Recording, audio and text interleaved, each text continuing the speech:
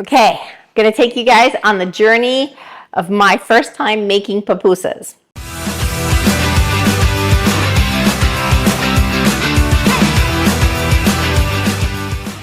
Okay, so the first thing we do is we start off with our flour. Now you can make pupusas with either cornmeal or corn flour, or you can make it with rice flour. I particularly like rice flour better. So I've got my rice flour and I put in some water and you mix the masa up. She needs a little bit more water. So you just kind of get in there with your hand and mix it until it gets to be just the right consistency. Kind of like if you saw my tortilla video, it's a very similar consistency to that.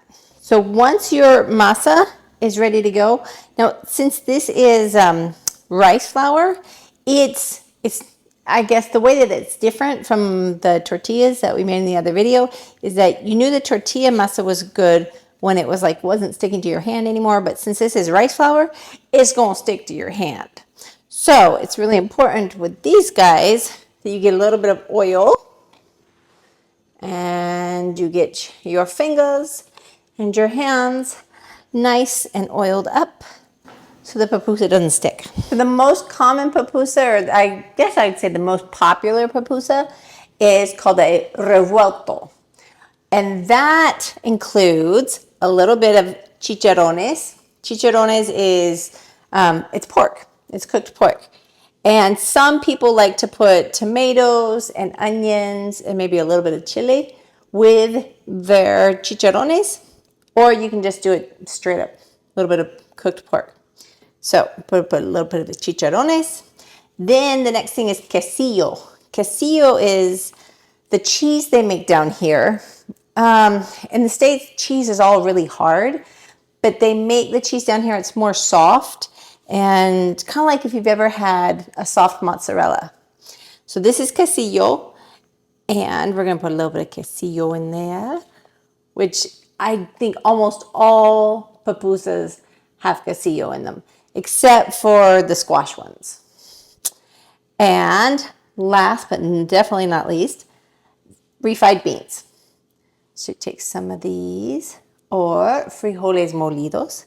You put that inside, and then you kind of cup, and you bring the sides of the pupusa up to the top. And when you bring it up to the top, like this, kind of like a dumpling, bring it up to the top. If you have extra up at the top, all you got to do is take that little bit of extra that you have at the top. You can take that off and put it back in your masa so it's ready to make your next pupusa. So we got our nice little pupusa. Now we just got to flatten her out like we did with the tortillas. Once she is nice and flat, but make sure you still leave room for her to be stuffed in the middle, but the edges don't have to be that big. Don't have to be that fat. Then she's ready to go. And when you put her on like a tortilla, you got to commit 100%. You can't just lay it or something like that. You got to go boom. There she is. And she's going to stay on there for about 2 to 3 minutes. And then we're going to flip her. And then she'll have about 2 minutes on the other side. And when she starts getting kind of loose on the griddle, that's usually when you know she's about done. Okay, now, this is just a stuffed tortilla. In order for it to be a pupusa, it needs curtido and salsa de tomate. So, I already made these beforehand. This is my curtido, and curtido is just Salvadoran slaw. And unlike coleslaw in the US, this Salvadoran slaw it's a fermented cabbage, and sometimes a lot of times they'll put in some red onion, they'll put in carrots. Honestly, you can put in any vegetable. I had some slaw on my other video that had cauliflowers in it. I've never had that kind of slaw before. The other thing is you can chop up some jalapenos. Put the jalapenos in there too. For the vinegar, I'm doing a little experiment right now. That's why it looks kind of brownish. I'm trying apple cider vinegar, but typically you just use white vinegar, but it depends upon the color of the curtido that you want to make. So vinegar, salt, and then you put it all in there, and you usually let it ferment for at least 24 hours. And that's one of the reasons why pupusas are so healthy, because they've got probiotics in your fermented slaw. Pretty smart, huh? And now the salsa de tomate.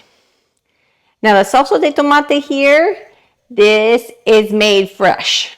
So since tomatoes are so inexpensive down here, usually get some really ripe tomatoes and they'll throw it in a pot, stew it up. So I even like to use some of my own tomatoes that I grow, but when they're really nice and ripe, throw them in a pot, stew them up and blend them up, and then put in your favorite spices.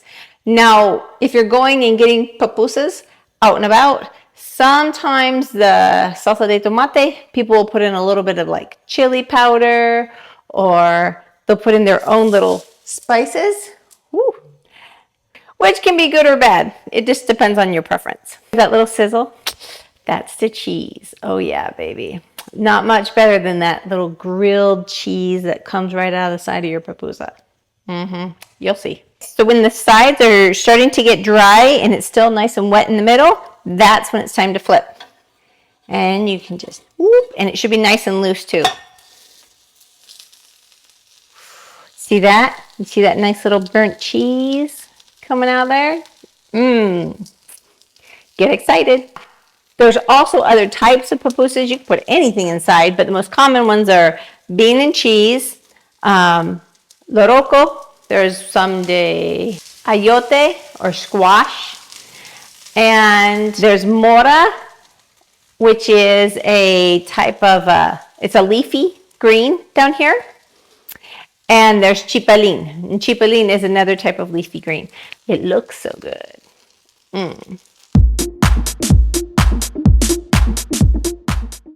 Okay, now, fresh off the griddle, this is how it goes.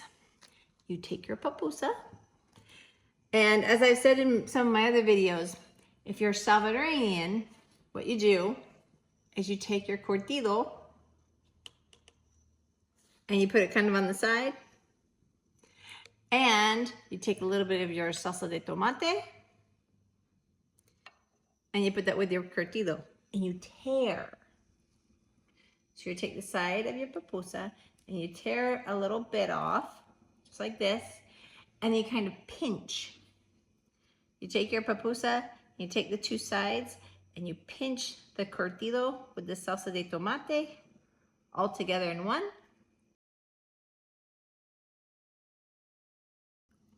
Now, if you're a gringo, like me, you do it pizza style.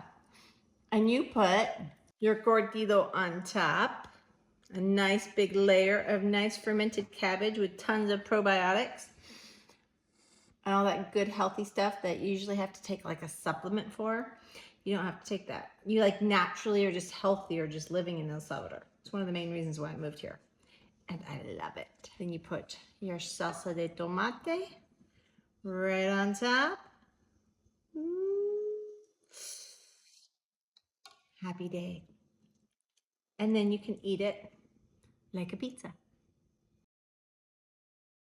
They are messy though, and you definitely need napkins. I hope this helped, and I hope you learned a great new healthy meal. I am Jeni Ari. Travel more, live more, be more.